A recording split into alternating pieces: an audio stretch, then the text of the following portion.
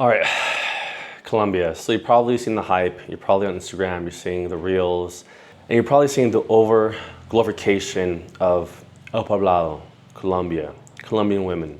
But you don't hear enough about the risks, about the kidnappings, the druggings, and how if you don't speak Spanish, and if you didn't grow up around Spanish, you're at a extreme disadvantage, and you're at a high risk of becoming a victim, of getting scopolamine or GHB or kidnap.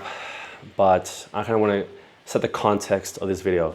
So I want to kind of give you the context of like what's happening in Colombia, the over glorification of Colombian women, how they're being sexualized, El Poblado as kind of like a whole, Medellin as a whole, kind of like the workings of the scam or the danger, how it happens, why it happens, who plays a part in it, and maybe even some of like the deeper issues that are leaning more heavily on the political side, because it does matter.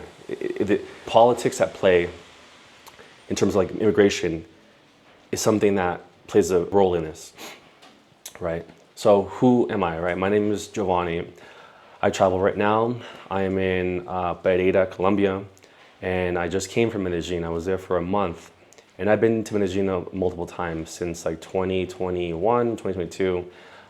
You can go ahead and look on my Instagram. I have, highlights dating back over there, so I'll leave the link if you want to follow or not. But I am a person who speaks Spanish. I'm someone who's fluent in Spanish. Both my parents are from Mexico. All they speak is Spanish. So I grew up from an infant to my age now of 31, only speaking Spanish and understanding Spanish at home.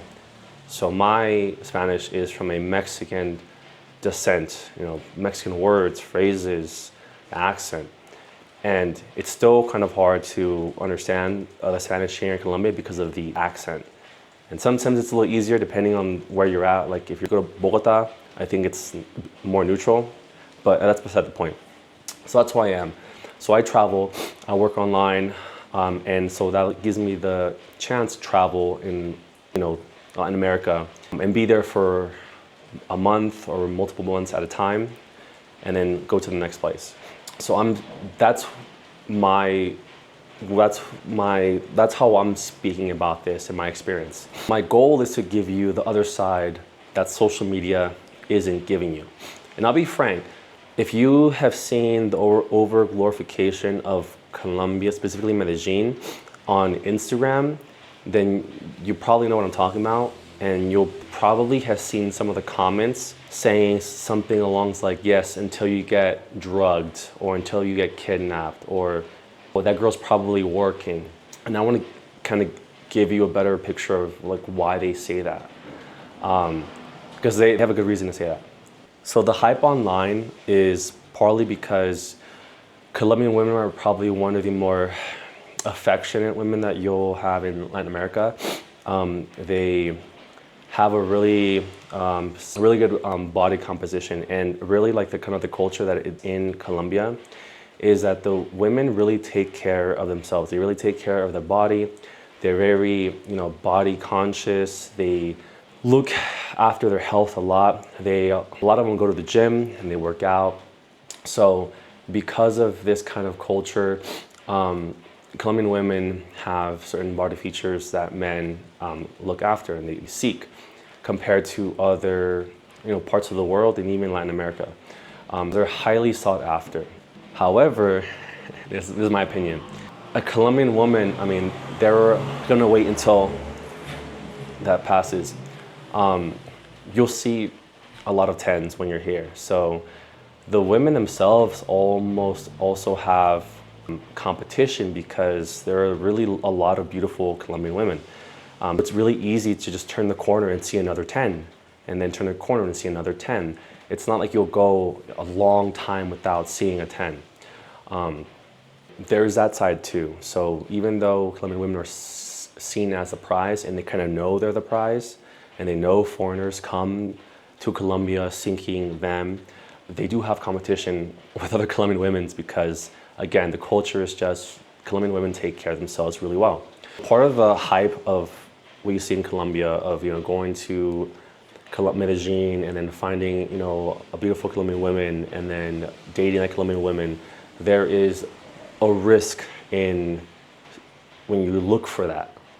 And that risk is drugs, it's kidnapping, it's scopolamine, it's being murdered, there's risk of overdose, and that's what I want to talk about. I want to talk about that side of the context and then hopefully how to spot the signs, what are the red flags to spot them, and then some steps that you can take as a precautionary measure. And I'm gonna be honest, this isn't foolproof. I might be missing some things, but I will say that the best way to avoid this is just to not go to Medellin. Skip it and go to another part of Colombia, like Pereira, where I'm at. And I'll go into deeper in that, but that's what I'm saying. Or just skip out in Colombia and go to another country, like Mexico, where this isn't really a huge issue, but they have to worry about other things like the cartel. So you're gonna have to pick and choose the risk that you want. Scopolamine, like why is it happening? Well, if you think about it, foreigners are perceived as high income earners. They come from places like, like Europe, the United States, right? And so they're seeing that Colombians believe that because the Colombians believe that these foreigners have a lot of money. And in context, if a Colombian person robs an iPhone, is worth the latest one's like 1,400 USD. That can pay for someone's housing for the next 6 to 8 months. If they live in a barrio, if they live in Bello or Medellin, the housing there is probably $200 per month, and so that can pay for rent for a long time. There's a high incentive to do what they do, and I want to talk about who's drugging who. So the women are obviously the ones feeding the scopolamine to their victims, to the foreigners. But the thing is that you probably don't think about is this is all an organized strategy. It is a business model that is happening before your eyes.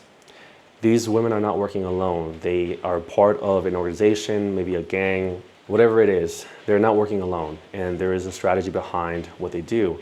And there's a strategy behind how they execute and how they find their victim. And I am under the belief that this overglorification of Colombia, of Medellin, is partly because these organizations want it.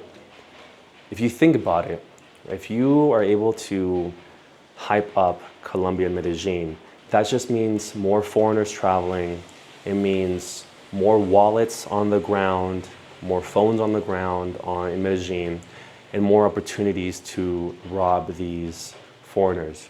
So I am under the conspiracy theory that some of these posts that are hyping up Medellin and the women, part of it is, I think, an organized effort. I think it's an organized effort by whatever it is, maybe whatever the mafia, the cartel, local gangs, whatever you might have it. I think it's an organized effort. And just to throw a range, right? It might be 10% or 5%, and the rest are obviously influencers trying to make money and a living. But that's my hot take of the content. And so what is a scam? So if you don't know, the whole scam is basically the biggest way, right? Is Tinder, social dating. So dating platforms like Tinder, I guess Bumble, are huge funnels for these organized crimes. And I say organized because they're planned. And they use women, they use Colombian women and Venezuelan women as ways to market and for you to fall into that funnel and become a paying customer, an unwilling paying customer. And I said it Venezuelans because from talking to locals, Uber drivers, people that I've, has spent 6 hours on a bus ride, the deeper issue here is more on the politics side.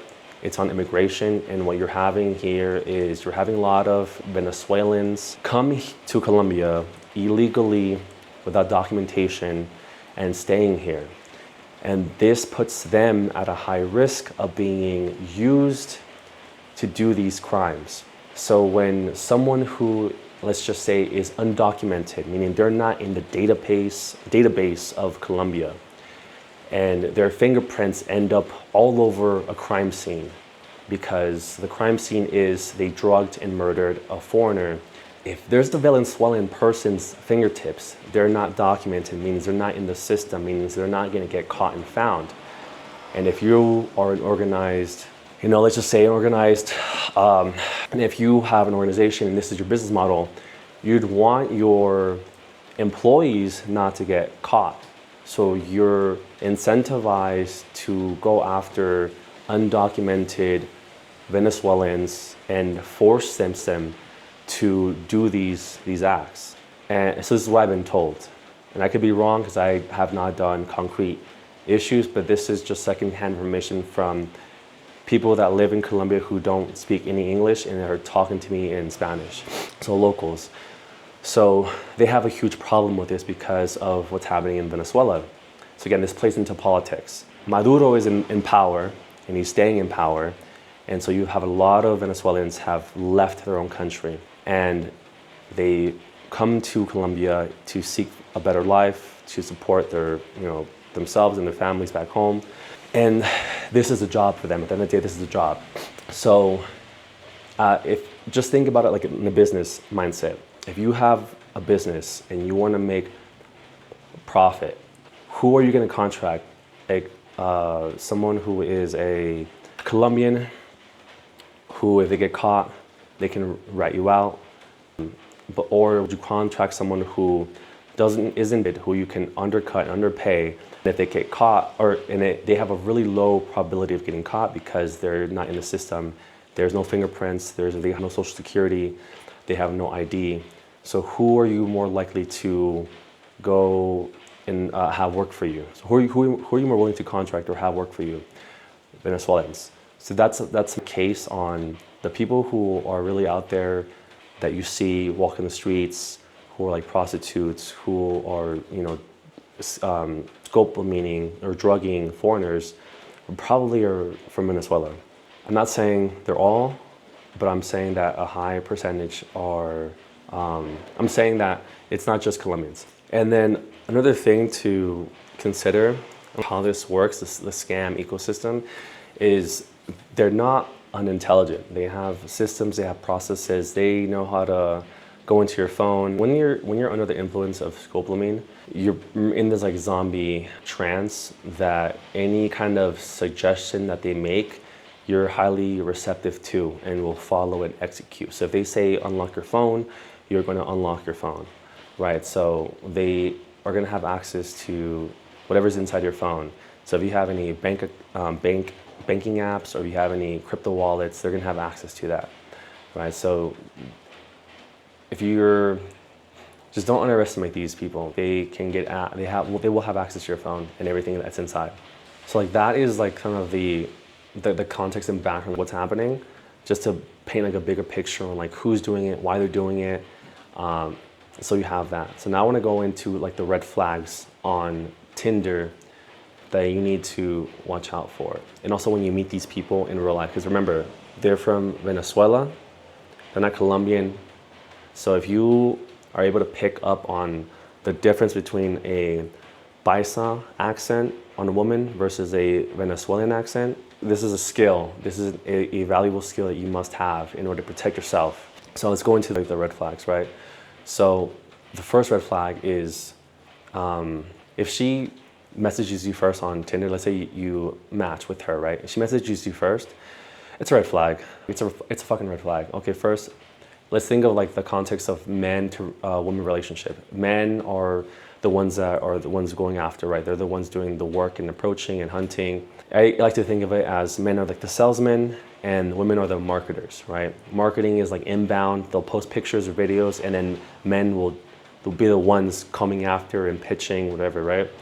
When was the last time you had so with that kind of like mind frame and with that kind of like idea behind, When was the last time a woman ever DM'd you first, right?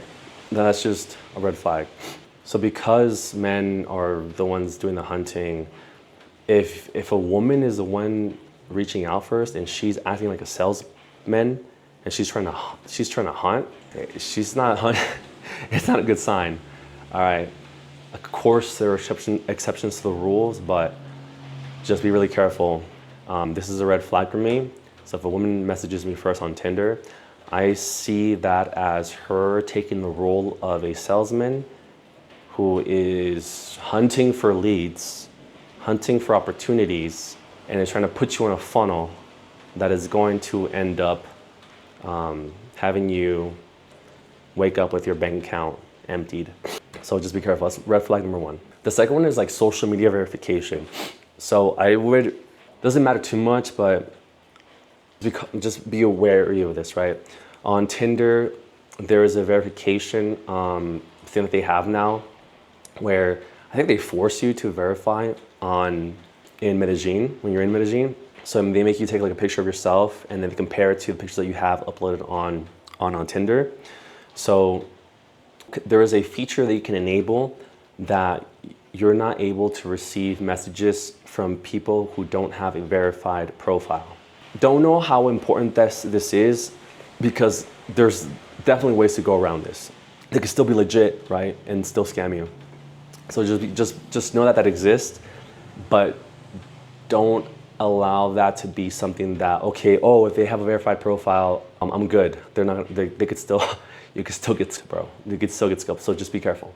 But what I mean by the verification is when you're talking to a woman on Tinder, somewhere in the conversation, even like in WhatsApp, let's say you move the conversation onto WhatsApp, please, for the love of God, before you meet up with her, please ask her for her Instagram or for her Facebook.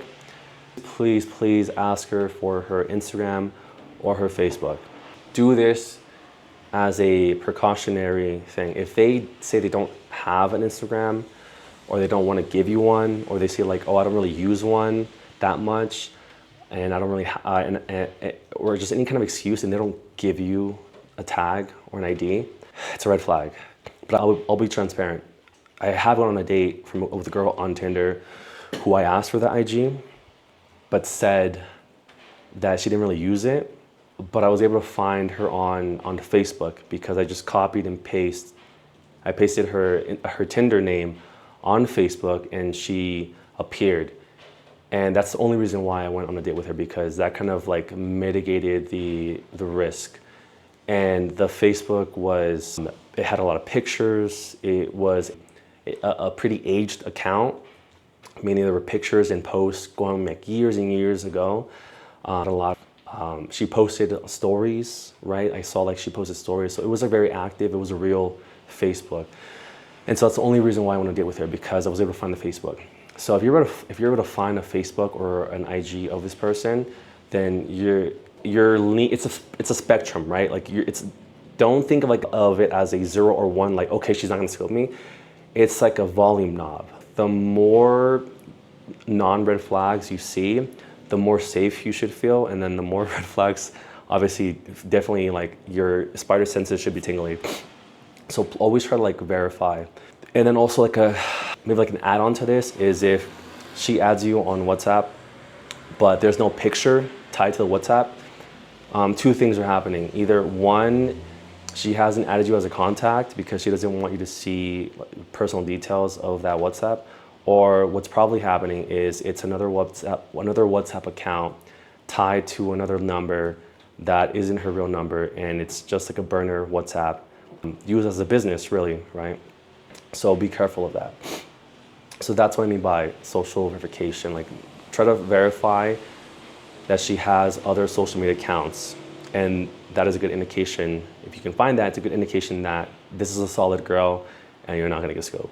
The next one is like overly detailed logistics. If you're trying to make plans with her and you're trying to be the one that sets up the date at a specific place, and she's very insistent of going to another place instead, Two things that can happen. One is she's trying to get a really expensive meal out of you, which isn't that bad because it's Colombia, it's not that expensive anyways. Or because she wants to take you to a place where she knows the bouncer, or she knows the bartender, or she knows other people that work there, and you're going into an enemy's territory. This is an unfair advantage for you because you have the cards stacked against you. So a lot of things can happen here, right? You can get a bill where they add things that you didn't order. They could be adding tips, right, that you don't know about. They can be adding like other charges, right? So just be very careful to this. And of course you can get drugged by the bartender or something like that, right?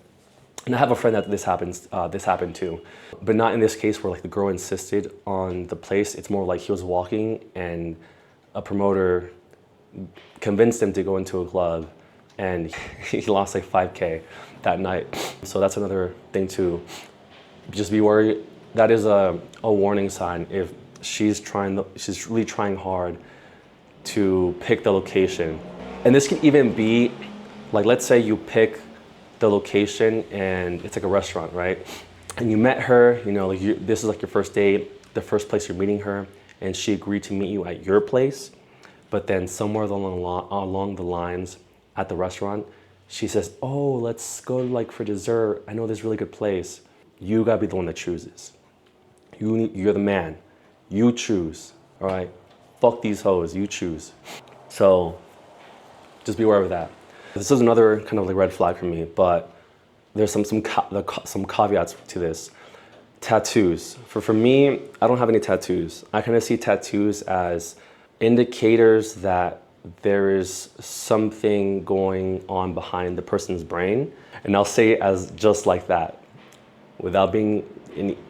So tattoos are really common in Colombia, and that's fine, I understand that. They're also very common in Argentina. There are certain tattoos that you kind of see and you think, oh, that's kind of weird. For example, in the US, if someone has a tattoo on their forehead, if they're not a rapper or a SoundCloud rapper, I'm gonna ask some questions. I'm gonna be kind of, I'm gonna be judgmental. I'm gonna be like, okay, how many people have you murdered? Or what is happening behind that head of yours that caused you to make a really shitty decision to permanently stamp your fucking forehead? So some tattoos that are, I'd say for me, are not acceptable on a woman in Colombia are, I've been told that this is where context matters, and I guess like cultural differences matter. If a woman has a tattoo like under the breast, like, you know, in the US, you've probably seen a woman with a wolf tattoo, or just some kind of tattoo like wraps around the underneath the breast, but starts kind of like here and goes like that. In the US, that's fine. In Colombia, it's not. In Colombia, women that have that, they're called bandidas. And I don't know exactly what the exact definition is, but from me using context clues, I interpret bandida as like literally a fucking hood rat. I interpret it as like some girl who's like really thug, or like just like a hood rat. So be careful of that. And then me personally, I'm not sure if this is a red flag, but a tattoo that for me is a red flag that I'm not used to is if they have a tattoo like on the neck. They have like a tattoo on the neck, I'm gonna be very cautious. That is like a bandida. So even like, and if they're always like, if they have like sleeves, 2 sleeve tattoos and just really tatted, it's another red flag for me. But again, tattoos are very common in Colombia, so I'm probably wrong here. I would say, I would flip it. I would say the norm is that it's not a red flag, but the exception to the rule is that women that have a lot of tattoos are probably going to rob you and are bandidas. So I think that is the exception to the rule. But I think the average is that most women are not bandidas if they have like a lot of tattoos. So that is that red flag. The next red flag, these are like bigger red flags, right? If you're already on a date and then somewhere along the lines in the date, maybe she gets a call or maybe she gets like a text, assume it's fake, assume it's a lie. but she says something like, or her, and if her goal is to invite a friend either now to that restaurant or later on, or to meet up with a friend, or to go back to your place and have her friend come over, red flag. So she might say something like, oh, my friend was on a date and it went really bad and she feels uncomfortable. Can we go somewhere else? Or can we, or how, oh, let's, if she tries to like, oh, let's go back to your place and I can invite a friend and we can drink more, red flag. Just assume they're working together as a team and you're gonna get scoped. So don't do it. The only exception is like if they don't know each other. So if you try to invite a girl, obviously like hopefully you know that person, the other girl, so that is fine. But yeah, I think that's like a really rare off chance. So that's that red flag. Another red flag is if she arrives to your date and she has a backpack. That is a red flag. I mean, what kind of girl brings a backpack, like a full-on backpack to a date? Unless she's trying to like, just assume she's trying to use that backpack as a means to carry your things, like your wallet, your phone, your jewelry, your laptop, other things that you might have of valuables, like your camera equipment. Just, that's how she's gonna take your shit and leave. So that's a red flag. So I'm gonna give you an example. So like if I'm on a date and the girl sits down, or I meet a girl and she has a backpack, I'm ending the date. I probably won't even say anything, I'll just walk away. If I'm on a date and I'm hearing conversation, it's in Spanish, right? Or maybe it tells me in English, like, oh, like again, what I said, like, oh, I have a friend, things didn't work out, she feels unsafe. Can we meet up with her? I'm leaving. I'm ending the date, I'm saying, no, I'm okay. I have work tomorrow, I have to wake up early, I can't drink anymore, I'm going home. Just for your safety, man, just, because you never know. It's better to be safe than sorry. So these are like red flags to consider, so, okay.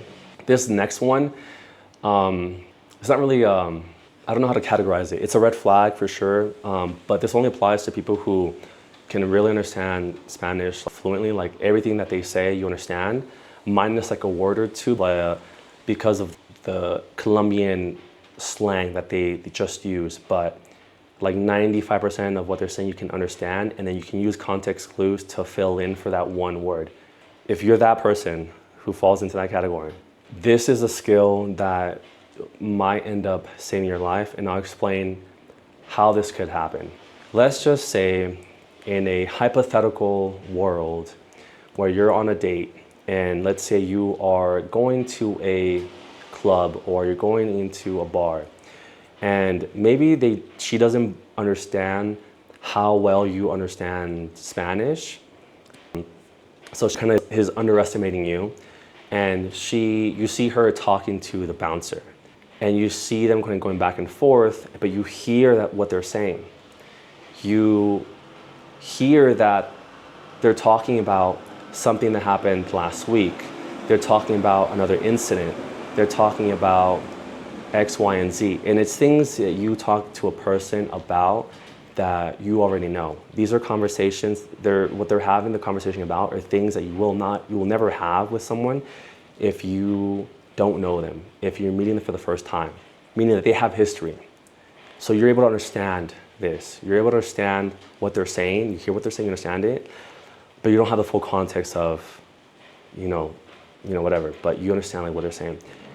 And then you ask, if you ask her what the conversation was about, and she replies, oh, I'm just asking him about like the prices and the music that they play in the club, but you never heard her say, you never heard like that conversation, and so you know she's lying. That could literally fucking save your life. You just caught her in a lie, and that could literally fucking save your life. What she said did not match up with what you heard, and the conversation you heard, if you had the full context, they were talking about another employee that they know, or something that happened with like drugs or something, another gringo or something, and this could save your life. So this is why I'm saying, like, if you can understand Spanish at a really high level. You really have to be honest with yourself. You're in a better place than most other people. And I think, to be really, really honest and just really logical, if you are obviously a gringo, or let's just say you're a Latino from the US, have Latino parents, but you have an accent, and let's say your accent is pretty strong, but your understanding and listening is near perfect. Maybe you just don't have all the vocabulary, but you understand what they're saying. I think you're at a better position because the accent kind of fools the listener. So it fools the people in Colombia to think that, oh, this person has a really heavy accent. They probably don't understand most of the things that I'm talking about. And that is to your benefit. So if you, let's just say you're a no sabo kid who really can't speak and communicate, and you have an accent, a really heavy accent, but I hope you're, and this might not even be the right definition of a no sabo kid, but if your understanding and Spanish comprehension is near perfect or really high, I think you're in a better position, as if someone who has no or has a little accent in Spanish, because they'll perceive you as like, okay, they speak Spanish really well, no accent, they'll probably understand everything I'm saying, so they'll be more likely to omit or hide things in the open or when you're kind of around. So that's just my logic and my thinking. So do whatever you want with that. It's another break. All right, let's talk about some precautionary steps to take. So I kind of mentioned these, so I want to briefly re-mention them again. So step one is verify her digital presence or verify her digital footprint on other platforms, Facebook and Instagram. Again, you're looking for an account that has longevity, that she's active, so she's posting stories, she has a lot of friends. These people are not very strategic thinkers, right? So they're not really gonna create a whole strategy. If they really want to get away with it, they'd create a Facebook and Instagram today and then let that grow. They would probably buy fake followers, buy fake likes to make it seem like it's a real fucking account. But, all right, I'm gonna be mean right now, okay? So I've been really nice to Colombians, specifically women, and I'm gonna be mean. So forgive me. Actually, I don't really give a fuck if you forgive me, but Colombian women are kind of fucking dumb. They're room temperature. I mean, think about it. Like most of them are really hot, right? And so they don't have the idea prioritizing strategy. Or I'm saying this wrong. They're not really strategic thinkers, right? This is all strategy. This is all game. This is all war. This is a fucking war. Your life is on the line. It's a fucking war, right? So if I really wanted to get away with murder as a Colombian woman, I probably would start creating fake accounts that look really real and set up buy a lot of fake followers, a lot of fake likes, start posting a lot of stories, create highlights or create the little circles, right? And you gotta start now and then hope that in 2027, when another gringo is listening to this advice and watched my video, but because another Colombian woman saw this video, she's like, oh, I gotta play the long game. So let me start now, create these fake profiles, let them develop, let them grow, let them mature, and then the gringo in 5 years from now will start to look at these, will find my accounts or we'll give them to them and we'll be like, oh, she seems like a real person. That's a real person, she's interacting. It's just strategy, right? But luckily for you, they don't do this. They don't do this. So they're not in it, they're not thinking long term. So thank God for you and your homie, which is me, you're gonna use this as a way to save your life. The second thing, you choose a meeting spot, the public meeting spot, right? And if I were you, just go on a coffee date in the daytime, Starbucks or whatever, get a feel for the energy, the vibe, and then go from there, right? But you choose it, don't let her choose. If she chooses it, she's trying to fucking kill you. This is not a game, this is your life on the line. Be safer than sorry, because at the end of the day, you have a mother and you have a father who care about you, and the last thing they want to hear is get notification from the US Embassy that their son was drugged, murdered, and robbed of all their money, right? So use this. The next thing, something I didn't cover, and I'll mention this here, is inform a friend. So hopefully you didn't come alone to Colombia, or you're not in Medellin by yourself. If you do make friends with other travelers, you know, there are communities. There's like Selena hostels here in Colombia where a lot of like people use to travel. Make friends with other foreigners who speak English, other gringos, and just say, hey, I'm going to date. I'm not really sure how it's going to go, but I don't want to be scoped. But if I end up passing away, at least find who did it to me, and give them all information. If you give them the name of the Tinder profile, the pictures, it's probably fake anyways, or the name's probably fake or whatever, but give them that. Give them her IG, give her her Instagram, give her the number of the WhatsApp, give them the picture of the WhatsApp profile. Just as many different information as you can, like where she's located, where she lives, all of that, right? So inform a friend, and then place a safety in line. So just say, hey, I want you to call me by like, 3 in the morning. I know it's like a hard ask. If you can set like an alarm that wakes you up, and can you call me like a couple of times, and if I don't answer or text you back, then please call the cops. I'm not able to come to the phone. I'm probably drugged or something worse has happened. So just, these are all, you might think like I'm being insane. Like I had a friend literally do this to me. Luckily for me, the reason why, he called me, I was on a date. The girl had a lot of red flags, like tattoos and everything. She was posting selfies of living like in a barrio, really ghetto place, like worse than Compton, right? Like I'm talking like really worse than Compton. And I still went on the date because I was like, hey, sometimes you gotta risk it for the biscuit, and I risked it. The date, so what ended up happening on my date, story time, is my friend called me. Was like close to 3. It was around, he started calling me, I think like 2:17 or something. Maybe I'll post the screenshots too, because it's all documented. And he called me over and over, and I kept missing the calls. My phone was on vibrate in my pants, in my pocket, my jeans pocket. But the reason why I didn't feel the phone ring was because my pants were on the floor next to my bed, and the girl was next to me, and we're already done, right? And so and we had an agreement that if I don't answer the phone by 3 in the morning, just call the cops. I checked my phone at like 2:45 or 2:50, and I saw like all the missed calls, the text messages. This guy was messaging me like, bro, everything capitalized, like really worried. And the only reason why I picked up my phone was to show this girl that I make reggaeton music, and to kind of like show off a little bit, because she didn't believe me. And because I picked up my phone to go on Spotify, I saw all the missed calls, the text messages, and I was like, oh shit. So I gave him a call, put myself on speaker, had her say like, oh, don't worry, I didn't scopolamine him. And then I explained to her like the situation. This girl had no idea if any of this happens. Like most girls that you meet in Colombia are not aware of this huge thing that's happening to foreigners and gringos.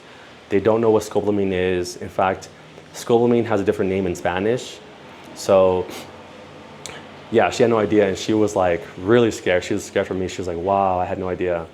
And meanwhile, she was scared that I was going to abduct her, cut her up into pieces, and put her in a luggage bag. Because I guess a foreigner did that once in Colombia, in Medellin, and now all the women are scared to date foreigners. So, end the story. So just have someone have like an agreed like time where you're supposed to send a text message or call them, or they'll call you. So yeah, these are like safety measures. Also like on WhatsApp, and this is like another one, I guess, or like an adjacent precautionary step, is you can share your location on WhatsApp. So I think there's a setting where you can share it with the person for a long time, maybe like an hour, 3 hours. So just share your location, and then that way they are aware of like where the phone is. So if your phone right, if your phone goes anywhere where you didn't agree to go, and hopefully they know like you're only going to like this place, and probably home if you get lucky, right? If you go anywhere over that and you don't notify or tell that person, they're gonna have them call you just to double check, right? And then, yeah, as a last resort, they'll call the cops. And so that is some precautionary steps to take. So another step to take is to manage your own drinks. So in most of these cases, what ends up happening with the scopolamine cases is the typical thing is you go back home with them, you start making drinks, you get really drunk, they start feeding you drinks, which at first might not be contaminated, but somewhere along the lines, you take your eye off of something, maybe they ask you to change the song, maybe they ask you to, if like, oh, they're cold or something, you go get a sweater, or you go get something for them. And that's when they take the opportunity when you're not looking to put in the scopolamine. But because they already fed you drinks, you feel safe, and that's how they get you. In most cases, that's kind of like the typical game that they run on you. I've heard some cases where they literally just like, they blow the powder in your face at a restaurant, and they literally run the game there. So at the end of the day, protect your own drink, only drink from your drink. So I know it's gonna get hard at the heat of the moment when you're really drunk and you're really horny and you really want to, do the deed, and you have like a hot girl and she's giving you a drink and you don't want to like kill the mood. It's hard for you to say no, but just say no. A good way to frame this beforehand, and this is what I've always done in every country that I go to, is you say, which means like, I only drink tequila. And you say, and I only drink tequila from like the shots. I only drink it straight. What this does is it kind of protects you in a way, because you don't have a mixed drink. You have a shot glass, you pour the shot, you take the shot, and that's it. Because what happens with a mixed drink is the mixed drink lingers, right? You're babysitting the drink, and also she's not gonna pour scopolamine inside the tequila bottle, because she's gonna be taking shots too, right? And it's kind of hard to hide a shot in it's hard to fake taking a shot, right? If it goes into your mouth, she's also gonna get scopolamine. So that's why I only really take shots, even at like clubs and bars. I just order shots. It's just easier for me to like track visually what's happening. So there's another tip: just order shots and tell the girl beforehand that you only like drinking tequila, and you drink tequila like a Mexican, and Mexicans drink tequila straight, because we're not bitches. I'm not a little bitch. I'll take the tequila shot without any salt, any lime, and I'll take it straight. Take it like a man. So that's like another tip. Oh my God, my back hurts. It's like 4:12 right now, but let's keep going. But let's take another break. All right, so the next precautionary step to take is, this is like on a worst case scenario where like you're already drugged and you're kind of fucked, and you're just hoping they don't overdose you. Because, okay, so here's another thing that you should be aware of. So scopolamine, it's either like a liquid or a powder. Most of the time I think it's like a liquid. That way it's like, it mixes really easily like into the drink. Because if it's like a powder, it might hover over and stay on the surface level, and you might be like, what the fuck is that? But if it's like a liquid, it like mixes pretty well, and it goes unnoticed. So scopolamine can be a powder or a liquid, and I believe it comes from like a plant that's only grown like somewhere here, like in Medellin, or on the outskirts of Medellin. I don't know. These are just things I've heard in passing. But so this next step is the context. Sorry, I lost train of thought. So the context is, what was the context? I forgot. I forgot. Hopefully it comes back to me. But okay, so let me just go into the precautionary step. So again, this is if you're already kind of fucked and I remember now. Sorry, my train of thought. So overdosing, why does it happen? Because they're not trying to kill you. They don't want to kill you, because killing you just causes more attention and more eyeballs to the situation. And in most cases, if they end up killing a foreigner or gringo, it has a really high potential of making global news, right? And you don't want that, because when other resources and agencies are involved, there's a really high chance that they're gonna get caught. So if you're business minded, you don't want your employees or contractors, the girls drugging you, to fucking kill you. You don't want them to overdose you. So the best scenario that they're hoping for is kind of, they drug you, they convince you to give them all of your stuff, they rob you blind, and then you wake up the next day and you're like, oh, what the fuck happened? And then you go to the cops be like, this is papaya, no dar papaya, like don't, you know? And so that's like the best case scenario that they're hoping for, and that's really that's one of the best case scenarios that you should be hoping for. What happens is, because again, these women who are drugging you, well, okay, I'm gonna be honestly just honest, and not just on the women here, because again, these women, not all of them are like this, right? Just like a certain group who go to a certain area, like El Poblado, are like this. Whoever it is, whether they're Colombian women or they're Venezuelan, they're not nurses, they're not doctors, they're not trained medically. They don't know the lethal dose of what to give you. They might, in the heat of the moment, I'm gonna give you too much. There's a huge room for error to happen because the lack of training, I can't believe I'm saying lack of training, that these women have in giving you a drug, right? And because of this, you're at a high risk of being fucking killed and being overdosed. So just be aware of this, and that shit's kind of scary you, right? And because of this, if you are already drugged, your best scenario is they didn't fucking overdose you, they didn't give you too much. Hopefully the person that gave you the scopolamine is somewhat competent and has done this before, which sucks for other people, but for you in this case, just hope they're not someone new and they know like how much to give you, and they give you the right dose to at least fucking take your stuff, or at least try to like rob you or like go into your cell phone. And if you're in this situation, the best thing you can hope for is that your phone that you have is a burner phone, meaning you were smart enough to listen to this video and have me tell you to go to a place like Plaza de Monterrey or Centro Comercial de Monterrey and get a cell phone, a cheap Android cell phone that's $50 to $100, and get a SIM card that gives you a Colombian number, and then download, and also gives you like, data, and then download Instagram and WhatsApp, and that's all you have on that phone.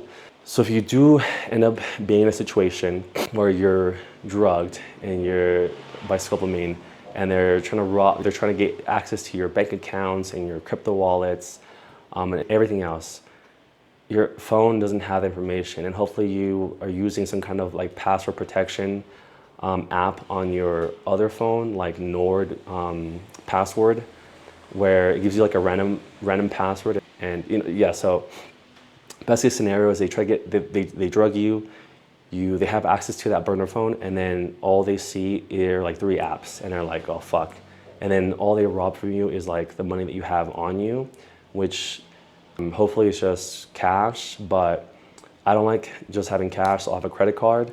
And if you don't know, if you have a credit card, you can call your bank and say like, this wasn't me, and they'll return like the credit, because it's just, at the end of the day, it's not your actual money that's sitting in a bank account, it's a line of credit. So that's like the best case, that's like one of the best case scenarios that you have. Again, if you have a burner phone, they try to access it, they saw that you only have 3 apps, they either robbed the cash that you had on you, or they also robbed your credit card. And at the end of the day, you can get the money that they try to spend on your credit card back against the line of credit. So that is another thing to be careful of. That's another kind of tip or precautionary step to take to protect yourself. And then the last step to take is it's just follow your gut. Like if your spidey senses are tingling, just don't go on the date. Like don't go on the date, or leave the date if you're already there. Just use common sense, use your gut, your intuition, feel the vibe. Hopefully you can use the Spanish to understand, to feel the vibe, and yeah, just use your gut. Like at the end of the day, we all have the ability to sense when something is off in another person. We can pick up on certain cues when someone's nervous, when someone's lying, and use your gut. So that's kind of like the last step that I have to use to prevent you from getting drugged, and also potentially 6 feet on the underground. One thing I want to highlight before I close the video is just also know that not all of Medellin is life. This is really, again, really common in El Poblado, because El Poblado is highly over glorified by social media. That's where all the tourists go, and that's where all the robbers and the thieves and the people that are trying to drug you go, because that's where you're gonna go. So you can also avoid this by going to places that other gringos or foreigners don't know about or don't frequent. Some really good places that I've either heard of or if I've been to personally to drink and go clubbing are Buenos Aires. This is like another kind of area that also has like its own street of bars and clubs. You also have La 45, another place where only locals go to the bars and clubs. And the last one is La 70. I don't feel safe walking around there. I've also had a friend get a gun pulled on him behind La 70. That same friend was with me when he got his phone robbed, but he didn't know. It was like a pickpocket kind of thing. La 70 is I would say it's unsafe, and also there are some gringos that know about it and they do go there, and I think that's why it's a little bit unsafe is because you'll have people intentionally going to this place to commit crimes and rob foreigners, right? So just some geographic suggestions if you're looking to still go to Colombia and to go to Medellin. So just go to other places that only the locals go. But again, your Spanish has to be pretty good to go there and talk and understand and like talk to the locals and all that. So yeah, just like a... All right, so let's end this video. So I'm gonna wrap up this video basically, just summarize it by, always verify, meet in public, and at the end of the day, just trust your instincts. Your safety is non-negotiable. So at the end of the day, just verify, meet in public, and trust your instincts, because at the end of the day, your safety should be non-negotiable, okay? And be very, very stingy with your trust when you're in Colombia. In general, just be very stingy with your trust in general, but be more stingy with any Colombian person, right? Just be very careful and be very stingy with your trust. So I mentioned, again, just to recap, I mentioned some red flags and some steps to take as some like precautionary steps to take. So if you have been to Colombia, if you've lived there for a long time, do you disagree? What are some things that you would add or like take away in order to stay safe and avoid becoming another victim of scopolamine?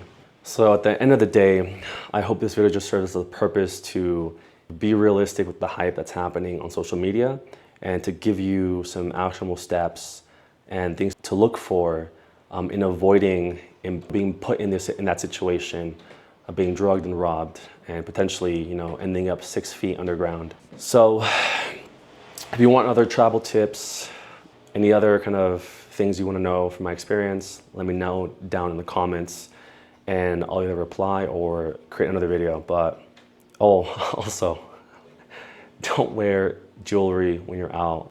Just leave the watch at home, leave the bling bling at home. Like dress almost like dress presentable, but not too flashy, okay? Like that's like another way to like not get robbed or like drugged. Yeah, all right, too long now.